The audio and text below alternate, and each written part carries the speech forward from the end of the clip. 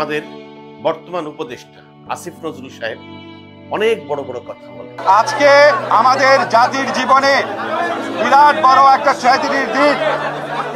এত বড় ট্র্যাজিক ঘটনা, বিয়োগান্ত ঘটনা আমাদের জাতির জীবনে আগে ঘটে নাই। আজকে উত্তরায় মাইলস্টোন কিন্ডারগার্টেনে যেই বিয়োগান্ত ঘটনা ঘটেছে, এই শোক, এই দুঃখ ভাষায় প্রকাশ করার মতো না। আমাদের গোটা সরকার, বাংলাদেশের মানুষ, ডাক্তার সমাজ সবাই শোকাহত। আমাদেরকে hospital authority, national burn unit থেকে জানিয়েছেন ওনারা চিকিৎসার প্রয়োজনে যত রকম প্রস্তুতি দরকার সকল প্রস্তুতি সম্পন্ন করেছেন। তারপরও যদি প্রয়োজন হয় বিদেশ থেকে চিকিৎসক আনাবেন, যদি প্রয়োজন হয় বিদেশে আমাদের এই শিক্ষার্থীদের যারা বার্ন ইউনিটে আহত অবস্থায় আছে নিয়ে যাবেন। আমাদের চিকিৎসা পুনর্বাসনে কোনো রকম কোনো ঘাটতি থাকবে না। যা তার মুখে মানায় না।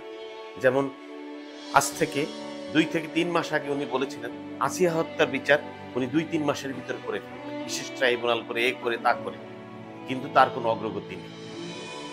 গতকালকে মাইলস্টোন স্কুলে একটি প্রশিক্ষণ বিমান বিধ্বস্ত হয়ে অনেক শিশু মারা গিয়েছে, অনেক আহত হয়েছে, দগ্ধ হয়েছে।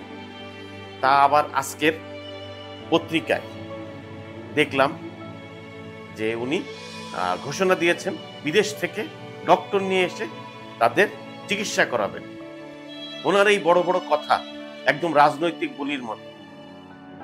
আওয়ামী লীগের সময় আওয়ামী লীগের নেতারা ঠিক যেভাবে কথা বলতেন উনিও ঠিক সেভাবে কথা বলেন। ওনার মুখকে সামাল দিতে হবে, ওনার কথা বন্ধ করতে হবে। এইসব মিথ্যা আশ্বাস আমাদের দিবেন না মিস্টার আসিফ নজরুল সাহেব।